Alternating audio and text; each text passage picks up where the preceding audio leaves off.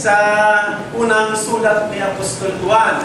At ito po, nasa huling bahagi na tayo ng ating pag-aaral. We are on the last part ng ating pong pag-aaral ngayon. Asan din natin ito rito?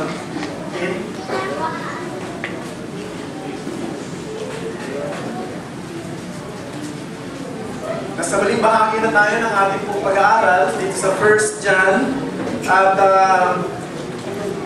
malapit na tayo matapos kung kalooban ng Panginoon Mario. Next Sunday, we will conclude our study in this book.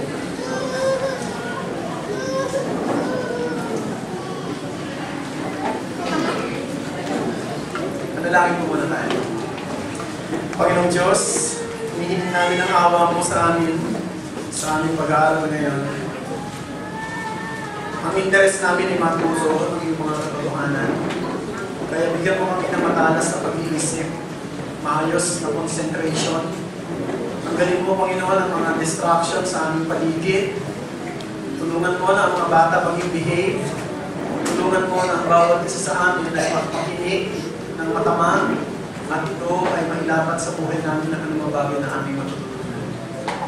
Dalangin namin na sa aming mga mag-aaral, lalo kami magbago upang maging kamukha sa kabanalan at katuwiran ng aming Panginoon sa Kristo. Ito ang aming dalangin sa ngalan ng Jesus.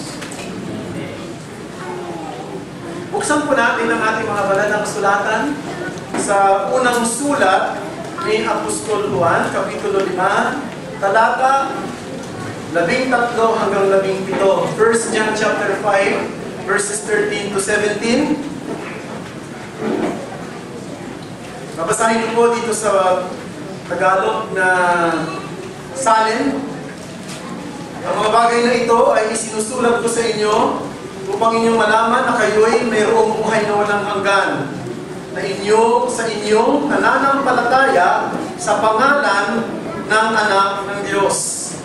Ito ang ating kapanatagan sa Kanya, na kung tayo humihingi ng anumang bagay na ayon sa Kanyang kalooban, tayo'y pinapakinggan niya. At kung ating nalalaman na tayo pinapakinggan niya, sa anumang ating hingin, nalalaman natin na natatanggap natin ang mga kahilingang hinihingi natin sa Kanya. Kung makita ng sino man ang kanyang kapatid na nagkakasala ng kasalanang hindi tungo sa kamatayan, ay idalangin siya at bibigyan siya ng Diyos ng buhay na ukol sa mga nagkakasala ng mabibigyan siya ng Diyos ng buhay. Naupol naman sa mga nagkakasala ng hindi tungo sa kamatayan, may kasalanang tungo sa kamatayan, hindi tungkol dito ang sinasabi ko na idalangin ninyo. Verse 17, lahat ng kalikuan ay kasalanan at may kasalanang hindi tungo sa kamatayan. Ito ang salita ng Diyos. Noong September 13, 1858, ang SS Austria, isang steamship passenger pampasaherong barko na lumayag mula sa Hamburg, Germany, patungo ng New York City, ay lumubog, nasunog at lumubog sa Atlantic Ocean.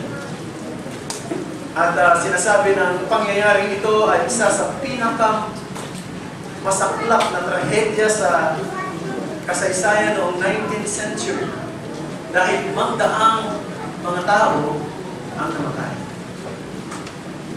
Tapos, mayroong isa pong survivor na nagkwento ng kanyang karanasan, isang Kristiyano na nakasakay sa barkong yun, na nakasurvive. Sa isang prayer meeting, ay pinagbigay siya ng kanyang pagtulong. Kinuwento niya ang kanyang karanasan bago dumating yung actual na paglubog ng barko. Siya at ang kanyang 5 kaibigan, magkasama sila, mga mananampalataya sila patungo ng New York City. Noong nasusunog na ang barko, nag-usap sila, nagsang-ayunan sa isa't isa. At kapag malapit na lumubog ng barko, sila tatanong sabay-sabay sa Atlantic Ocean. At dumating ngayong oras na mukhang lulubog na ang barko, at nagkapit-kapit sila ng kamay nagtinginan sa isa't isa at sinabi nila sa isa't isa, in few minutes, we will be in heaven. Sa loob ng ilang mga minuto, makikita tayo sa Langit. At nung kinikwento niya ito sa mga tao na dumalo o sa prayer meeting, nakatig ang kalooban ng mga dumalo sa prayer meeting sa isang church prayer meeting. Nasa ko yung kwento nito, naantig din ang kalooban. Dahil narito ang isang napakagandang ugali ng isang taong haharap sa kamatayan. Narito ang isang napakagandang pagtoo ng isang taong handa niyang harapin ang kamatayan at pinakamatindi rito, ang kanilang kahangahangang katiyakan na pagkatapos ng kamatayan, sila'y hahanto doon sa kalangitan. Napakaganda niyan. Mga kapatid, kung ang realidad ng kamatayan na haharapin ng lahat sa atin dito, bata man o matanda, no? Yan ay haharapin natin, hindi ba mahalaga rin na higit nating pag-isipan kung tayo ba'y may katiyakan na matapos dumating ito, tayo hahanto doon sa kalulatian, sa piling ng Panginoon, magpakailan, kailanman.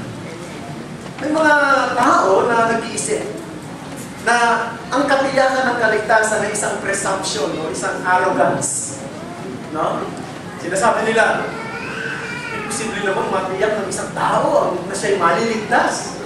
Hindi ba kayabangan yun? Hindi ba pagmamalaki yun?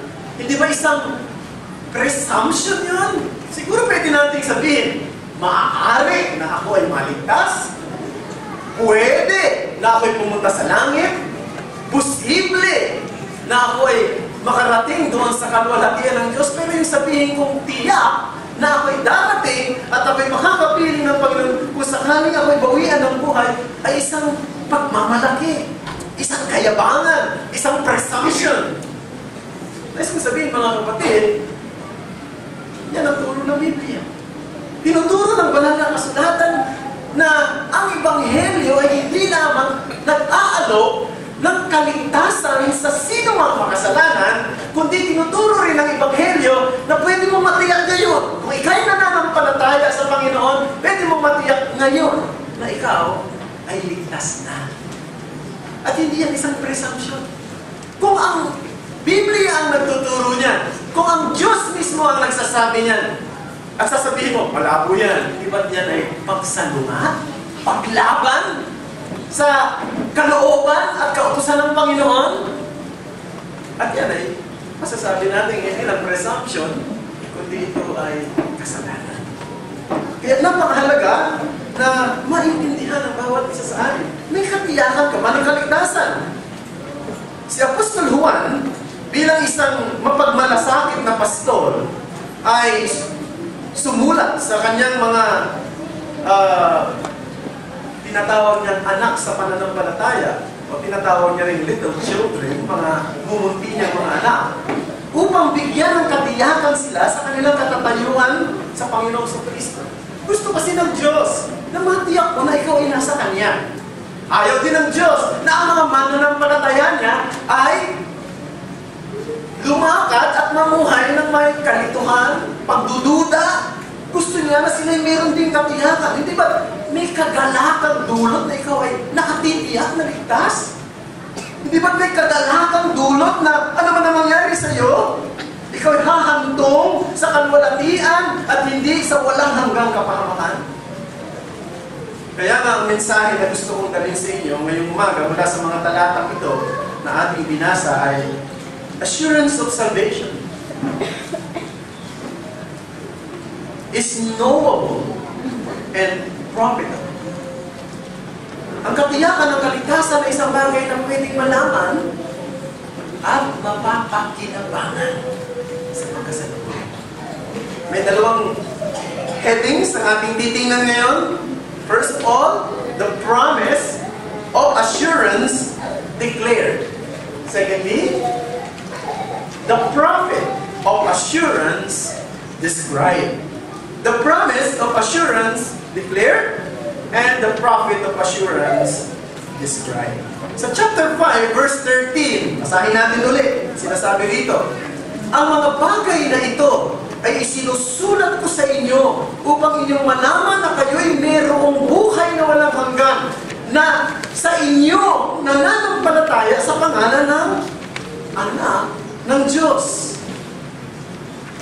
Sinasabi ng isang Puritan na pangalan ni si Thomas Brooks, to know that you have eternal life today is to have heaven here on earth. Ang matiyak mo na meron kang buhay na walang hanggan ngayon ay parang langit dito sa lupa. Napakahalaga na matiyak ng bawat isa sa atin. Ako ba'y ligtas na? Ako ba'y may buhay na walang hanggan na? So, dito sa talatang 13, may dalawang bagay na gusto kong pansinin natin. Una-una, tingnan natin dito, the recipient of the promise. Kanino ba ito? Ipinangako. Ang sabi dito sa talata, sa English, to those who believe in the name of the Son of God. Ibig sabihin, hindi ito pangako para sa lahat. Hindi ito pangako para sa mga taong nag-aakala na siya ay mabuting tao, mabait, no? Morally good.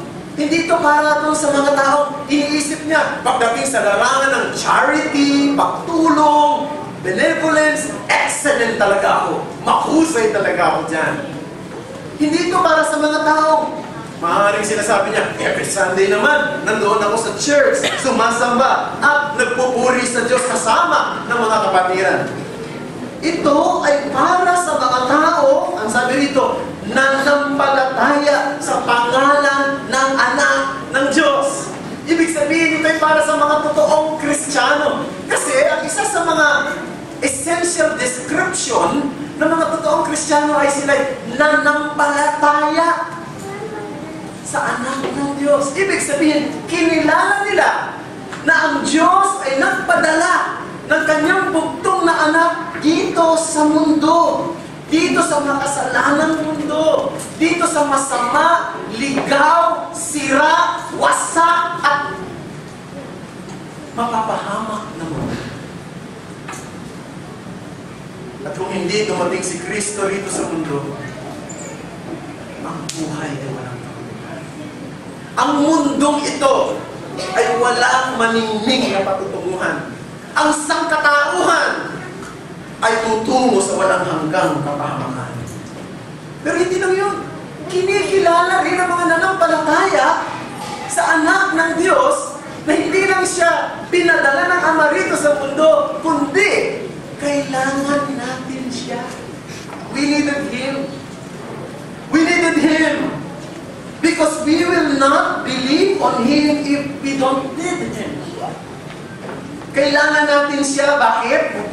Sapagkat siya ay nabuhay ng buhay na hindi natin kayang ipamuhay. At siya'y namatay ng kamatayang dapat tayo ang mamatay. At yung pong batayan na yan, yung pong ginawa ng Panginoong Kristo na yan, ang siyang magiging daan upang ang Diyos na banal at matuwid, tatanggapin niya ang makasalanang magtitiwala sa kanyang anak na si Jesus, ang anak ng Diyos. Ang ibig sabihin ng pananampalataya sa Panginoong Kristo bilang anak ng Diyos ay pagtanggap sa Kanya, sa Kanyang kabuuan, in His fullness. You receive Him in His fullness. You take Him in all your emptiness and receive Him in all His fullness and submit to Him in all His will. Yan ang pangako sa mga nanampalataya sa pangalan ng anak ng Diyos. Alam niyo, merong paghanap talaga sa mga lingkod ng Diyos, sa mga misyonaryo na tumudungo sa mga mahihirap na lugar para doon ay ibigay ang kanilang sarili sa pagtuturo at pangangaral ng Ebanghelyo. Mga nagpupunta sa mga unreached places. Isipin natin ang mga naunang mga misyonaryo sa atin. Tulad nila William Carey, nila Adoniram Judson, nila David Livingstone. At marami pang mga dakilang misyonaryo na noong panahon na yon na hindi pa maunlad ang sibilisasyon. Wala pang communication. Pupunta sa isang lugar na hindi mo kilala ang mga tao roon. Hindi mo alam kung anong pagtanggap na gagawin nila sa iyo. Kung pagdating mo ba ron, pag-iisipan ka nila ng masama at papatayin ka nila tulad ng ginawa ng mga Occams kay Jim Elliot at ng kanyang mga kaibigan. Pagdating mo ron, hindi mo naiintindihan ang kanilang lingwahe. Kinakailangan mong pag-amalan ang kanilang kultura para maihatid mo ng malinaw ang mensahe ng Ebanghelyo sa kanila. At it would take time to do it. Napakahirap. Kinakailangan mong umalis sa comfort zone mo para dalhin mo ang dakilang mensaheng ito sa mga tao. Bakit nila ginagawa ang lahat ng yan? Ang dahilan ay alam nila na walang pag-asa ang tao maliban lang maunawaan nila ang Ebanghelyo ni Jesus. Alam nila na ang tunay na kahulugan at kabuluhan ng buhay ay nakasali sa pagkakilala ng isang tao kay Kristo Jesus. Sapagkat kung ang isang tao hindi niya makikilala si Jesus, ibig sabihin nito ay walang kapahamakan. Yan, di ba? Makikita natin kung gaano kahanga-hanga ang mga lingkod ng Diyos na ito. Pangalawa, tingnan natin the reason of the promise. Anong sabi niya? The recipients, sino yung mga recipient? Mga mananampalataya. Ano ang dahilan? Sabi nito, that you may know that you have eternal life. Maraming paraan ang Panginoong Diyos para ipakilala si Kristo sa isang tao. Pero ang lahat ay nagsisimula saan? Sa pakikinig. Di ba yan ang sinabi ng Apostol Pablo sa Roma Kapitulo 10? No? Faith comes by hearing. Nagsisimula ang lahat sa pakikinig. Maaaring may isang tao na nagbahagi sa iyo tungkol sa mensahe ng Ebanghelyo. Maaaring mayroong isang tao na nagkanyaya sa iyo sa isang pag-aaral ng Biblia at nakapakinig ka roon. Maaaring tulad ng pagtitipong ito, may nagkanyaya sa iyo at napakinggan mo ang Ebanghelyo. Maaaring sa pulyeto na nabasa mo, narinig mo ang Ebanghelyo. Maraming paraan. At ang pakikinig na ito ay nauwi sa pananampalataya. Pananampalataya. Ang ibig sabihin, naintindihan mo na kailangan mo ng tagapagligtas. At ang tagapagligtas na yan ay walang iba kundi si Jesus lang. Inilagak mo ang iyong sarili sa Kanya. Kinilala mo na Siya, ang Kanyang buhay at ang Kanyang kamatayan at ang Kanyang muling pagkabuhay. Ang siyang paraan lamang para ikaw ay maligtas. At inilagay mo yung sarili. Pinangako mo na handa kang sumunod sa Kanya in every steps of the way. Pero ang pananampalataya ay hindi lamang nananatili sa ganon. Ito rin ay nagre-resulta sa pamumuhay. Binabasa mo ngayon ang Kanyang salita. Kinakausap mo siya sa panalangin. Sinasamba mo siya kasama ng mga kapatiran. Ibinabahagi mo ang iyong panahon, ang iyong talento, maging ang iyong mga tinatangkilik para sa ministeryo ng iglesia. Yan ang ginagawa mo. Ang lahat ng yan ay nagbi-build up toward what? Knowing Him. From hearing, to believing, to living, to knowing Him more. Ibig sabihin, nagsisimulang matuklasan mo na totoo ang mga pangako ng Diyos. Nagsisimulang magkaroon ka ng pag-ibig sa Diyos na unang nagmahal sa iyo. Nakikita mo ngayon ang kaligtasan na hindi lamang isang bagay na panghinaharap kundi pangkasalukuyan. Pangkasalukuyan, ito'y ini-enjoy sa pangkasalukuyang panahon. At alam mo na ang bawat desisyon mo, plano mo, estilo ng pamumuhay, maging ang pagharap mo sa mga pagsubok na dumarating, ay tinitingnan mo sa liwanag ng katatayuan mo bilang ligtas na at hindi bilang isang reasonabling tao lang. Ang tanong ko, ikaw ba ito? Is this you? ikaw ba ang inilalarawan ko ngayon? Tinataglay mo ba ang mga katangian ng isang taong totoong nanampalataya ang nakilala si Kristo? Isa sa mga katangian madalas na binabanggit ni Apostol Juan dito, na dapat daw tinataglay ng isang taong totoong Kristiyano ay pag-ibig sa Diyos. Diba sinabi niya sa 1 chapter 4, we love Him because He first loved us. Merong nagsabi ng ganito, the greatest test of time of love is the absence of its object. Sabi siya, mahirap magmahal sa Diyos kasi hindi naman natin siya nakikita. At doon nga talaga yung test ng true love. Huh? Naalala niyo ba, doon sa lumang Ipan, meron dalawang babae na nag-aagawan sa isang sanggol. Naalala niyo?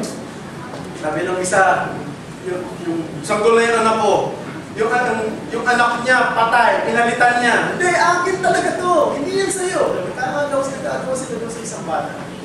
Dinala ang usapin kay Solomon. Nagtatalo sila.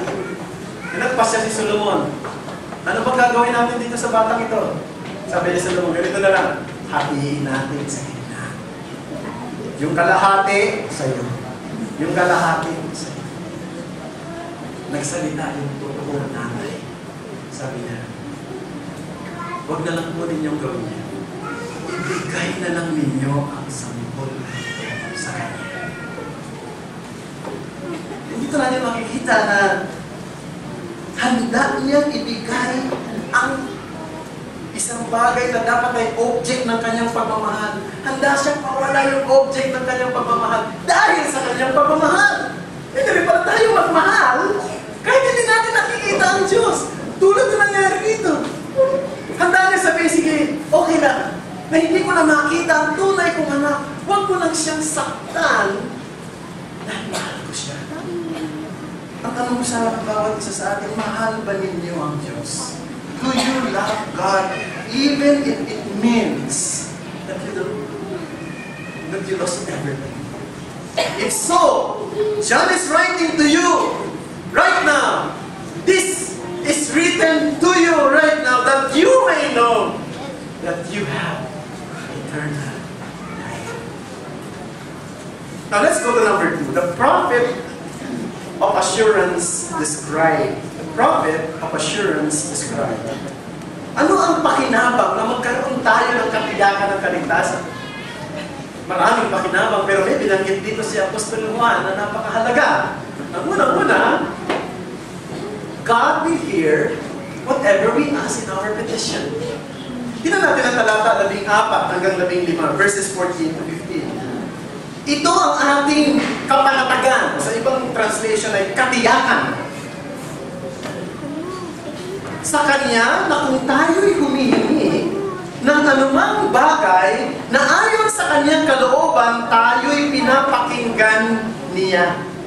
At kung ating nalalaman na tayo pinapakinggan niya sa anumang hingin, natatanggap natin ang mga kahilingang hinihingi natin sa Kanya. Ang isang di matatawarang pakinabang na ikaw ay ligtas at natitiyak mong ikaw ay ligtas, ay ito, pakikinggan ng Diyos sa iyong pangalan. Yung pandinig niya, ilalapit niya sa iyo ang panalangin. Isipin niya yung maigay, mga kapatid. Ang Diyos na lumikha ng lahat ng bagay.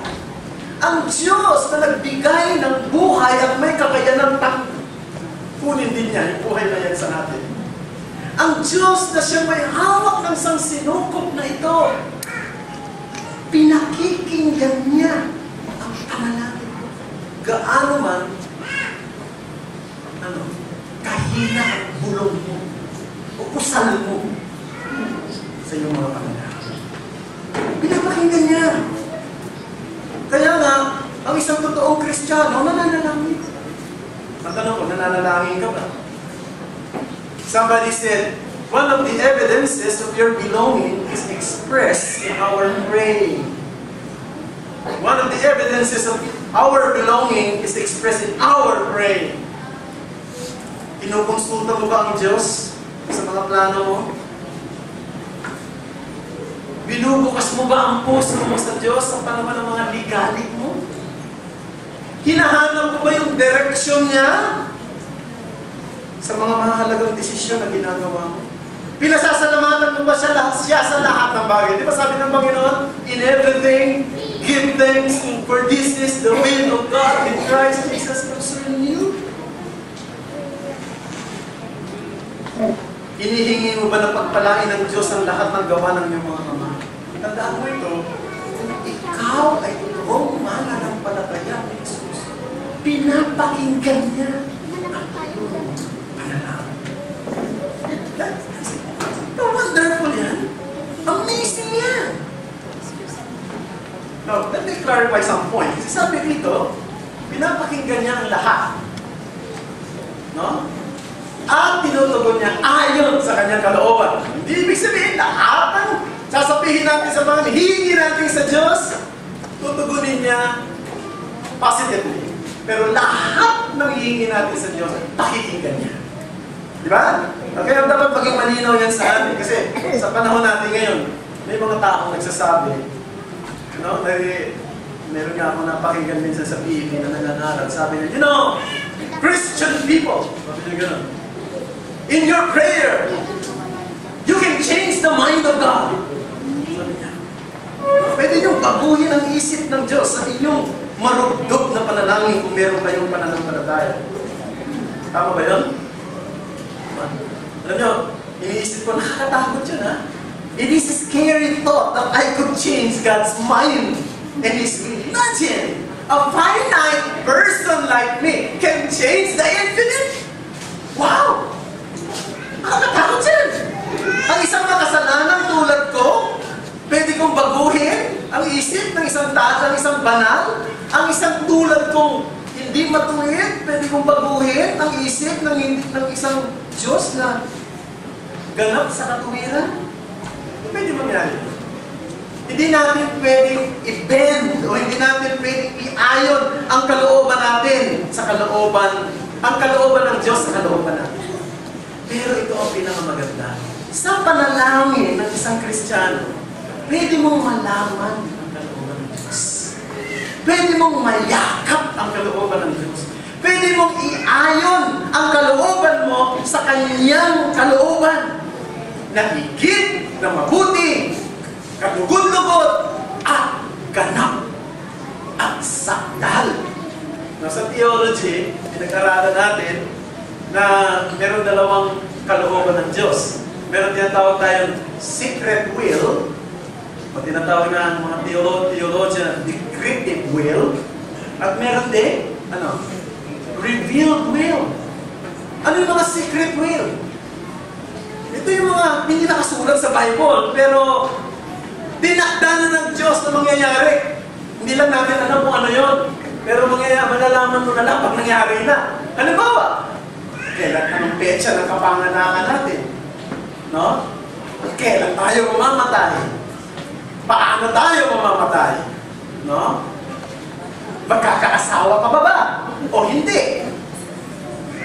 O magkakaanak ka? O hindi? O ilan ang magiging anak mo? Ano ang mga itsura ng mga anak mo? Hindi natin alam lahat yan. Anong pangalan ng mapapangasawa mo? Hindi natin alam yan. Secret ng Diyos yan. Diba? Pero merong reveal will. Yung nakasulat mismo rito sa banal na aklat. At klaro yun, kapag pinanalangin mo, tama yun at tutugunin nyo ng Diyos. Halimbawa, tama bang manalangin para sa pang-araw-araw nating pagkain? Tama. Bakit? Sabi ng Panginoon, di ba? Give us this day our daily bread. Yan ang tinuro ng Panginoon. So pwede tayo mag-pray ng ating mga daily bread. Now, gusto ko lang pansinin nyo, sabi doon, daily bread. Hindi sinabing weekly bread.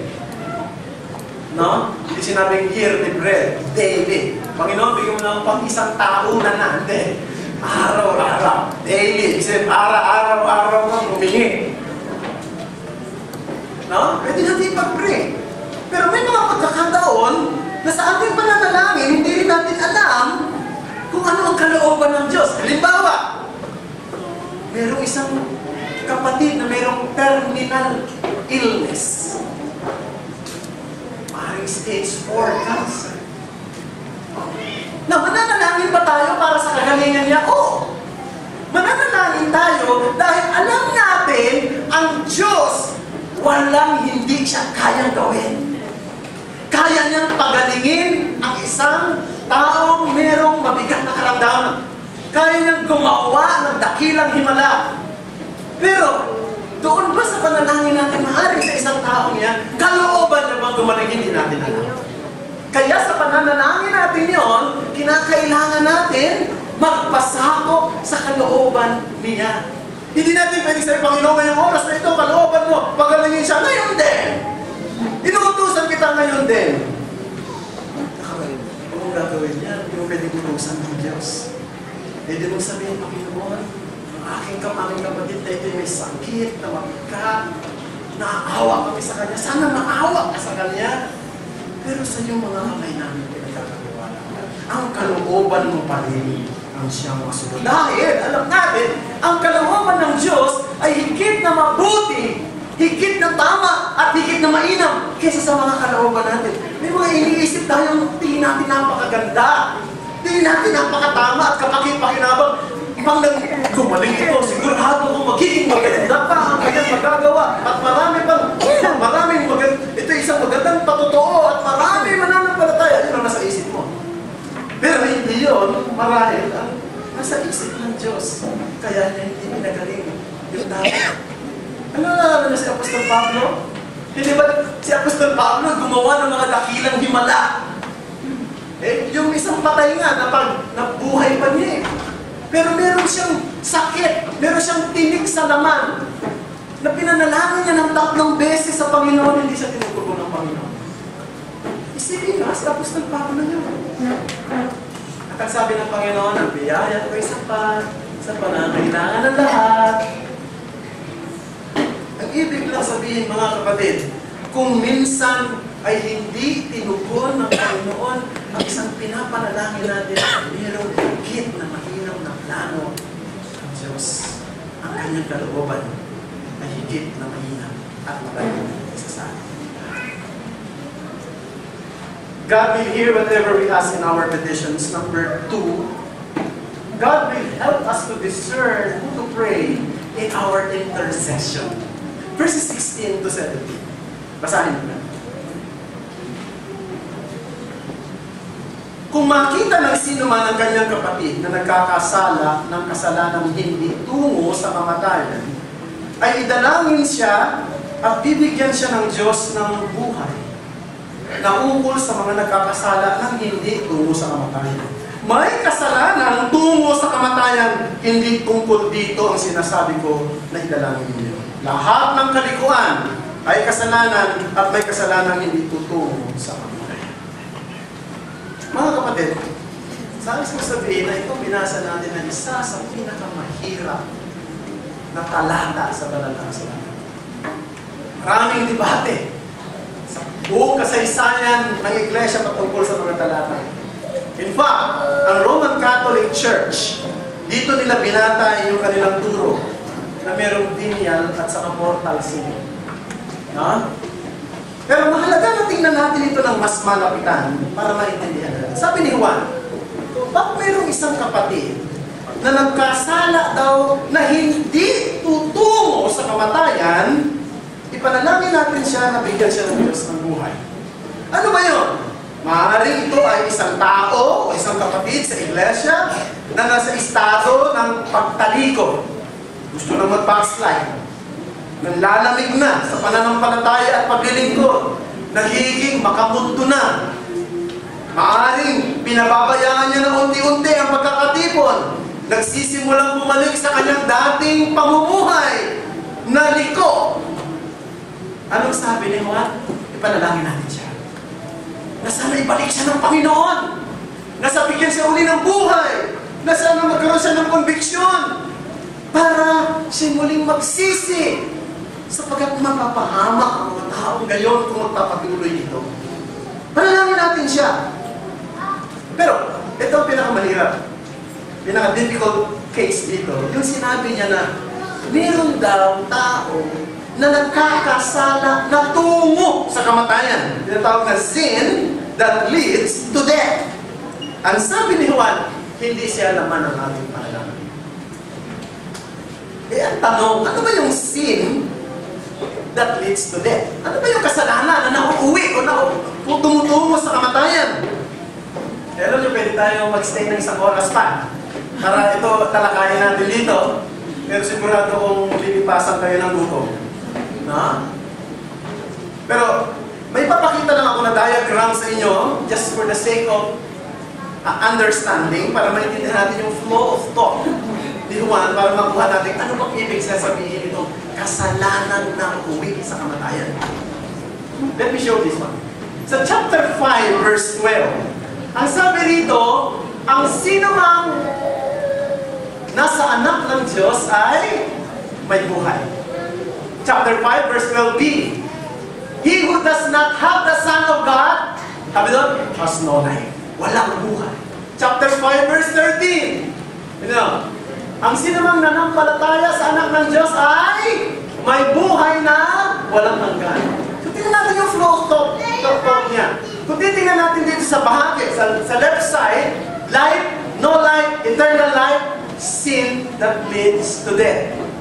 Ang ibig sabihin ng salitang sin that leads to death, ano ito? Ito yung tao na tinatanggihan niyang yakapin ang anak ng Diyos. He is constantly refusing to embrace the Son of God. And that is sin that leads to death. Ang sabi ng Apostol Juan, hindi natin siya ipag-pray. Parang ganito yan. Ang ibig niya sabihin ganito, no? Kasi, para maging malinaw sa atin, na ang tinatalakay rito ni Apostol Juan ay yung pong pagtugon ng Diyos sa panalangin ng isang mananampalataya na nakatitiyak na siya ligtas kung itong pinapanalangin niya ay ayon sa kalooban ng Diyos. Ibig sabihin, kung conscious tayo na yung pinagpipray natin na ayon sa kalooban ng Diyos, tuloy natin ang prayer dyan. Pero kung hindi, at ito yung isa. No? Ano ba yun? Hindi natin pwedeng sabihin sa Panginoon, Panginoon, itong taong ito, patuloy na lumalayo sa iyo at ayaw niyang manampalataya sa iyo. Pwede ba ligtas mo pa rin siya? Kahit na ayaw niya? Hindi natin pwedeng ipag-pray yun. Pwede natin sabihin, Panginoon, buksan mo isip niya, buksan mo puso niya, ipaunawa mo sa kanyang ebanghelyo para siya ay manampalataya sa iyo. Pero, hindi natin pwedeng sabihin, Panginoon, He's constantly refusing you. He's constantly refusing the gospel of Jesus Christ. But please, save him anyway. We cannot do that. Because he is doing a sin that leads to death. That's the point. Ngayong umaga, kung may kinakausap ako rito na nagsisimulang maging madamig sa pananampalataya at nagsisimulang maging makamundo, hindi mabuti yan sa iyo. Manumbalik ka kay Jesus. Pag-alapin mo ang iyong unang pag-ibig sa Kanya.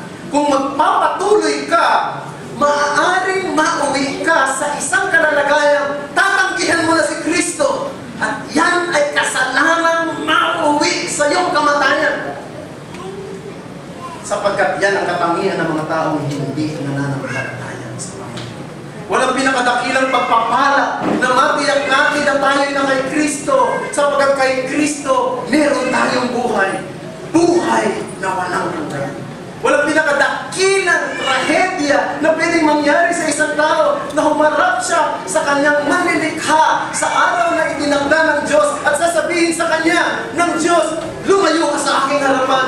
Hindi kita nakikilala. Ikaw na gumagawa ng katampalasanan. Ang makilala si Kristo